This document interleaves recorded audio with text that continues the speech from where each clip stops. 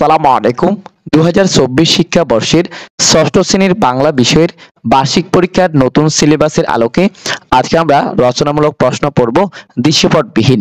বন্ধুরা, দৃশ্যপটবিহীন রচনামূলক প্রশ্ন তোমাদের ৩টির উত্তর করতে হবে, ৫টি থেকে একটা ৫ করে ৩ ৫ ১৫। আর এই যে দৃশ্যপটবিহীন প্রশ্ন আমরা পড়ব তার আগে আমরা একটু সিলেবাস দেখে নিই। তোমাদের বার্ষিক পরীক্ষার সিলেবাস হচ্ছে এই ৬টি অধ্যায়। তার মধ্যে মর্যাদা বজায় রেখে যোগাযোগ করি এই অধ্যায়ের দৃশ্যপটবিহীন রচনামূলক প্রশ্নগুলো আজকে আমরা পড়বো। এই যে দৃশ্যপটবিহীন রচনামূলক প্রশ্ন, এই ৩টির উত্তর করতে হবে তোমাকে ৫টি থেকে।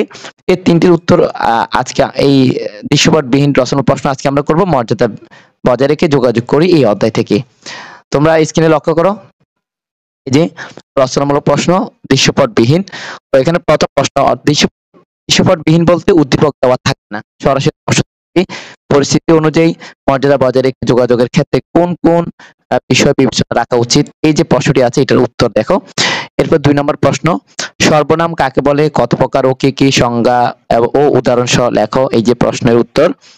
এরপরে হচ্ছে ৩ নম্বর প্রশ্ন দেখো, ক্রিয়া কাকে বলে, মর্যাদা অনুযায়ী সর্বনামের সাথে ক্রিয়ার যে রূপভেদ রয়েছে তা নিজের ভাষায় লেখো, এই যে উত্তর দেখতে পাচ্ছ স্ক্রিনে। এরপরে হচ্ছে ৪ নম্বর, যোগাযোগ কাকে বলে, তুমি কয় ভাবে যোগাযোগ করতে পারো, উদাহরণ সহ লেখো। এই যে এক হচ্ছে ভাষিক যোগাযোগ, এখানে ক খ আছে, এই যে বামে আছে ক খ। এবং ২ নম্বর হচ্ছে অভাষিক যোগাযোগ।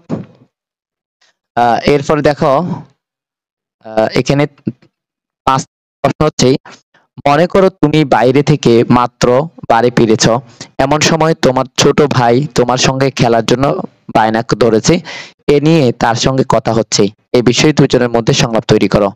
এই যে কথোপকথন আর কি, এটা তোমরা লিখে দিবে। এরপর ৬ নাম্বার হচ্ছে, তোমার চাচা টেলিফোন করে জানালেন তোমার দাদি অসুস্থ, এ নিয়ে চাচার সঙ্গে আলাপ করেছো বা করছো, এই বিষয়ে দুজনের মধ্যে সংলাপ তৈরি করো। বন্ধুরা, এই ৬টি প্রশ্ন তোমরা শিখে নিতে পারো প্রথম অধ্যায়ের জন্য। প্রথম অধ্যায় থেকে মর্যাদা বজায় রেখে যোগাযোগ করি, এটা হচ্ছে রচনামূলক প্রশ্ন দৃশ্যপটবিহীন। আজকের ভিডিওটি এখানে শেষ করছি। আল্লাহ হাফেজ।